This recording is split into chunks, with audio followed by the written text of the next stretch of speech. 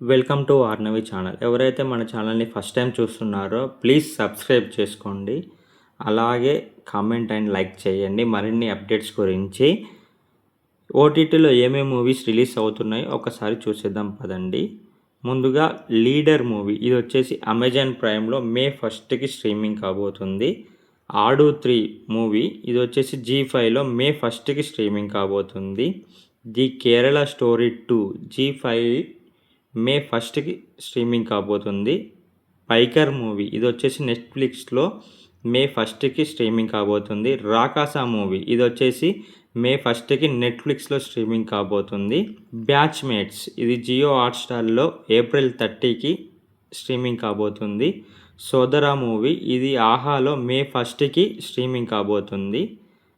Glory movie, ఇది వచ్చేసి నెట్ఫ్లిక్స్లో మే 1కి స్ట్రీమింగ్ కాబోతుంది.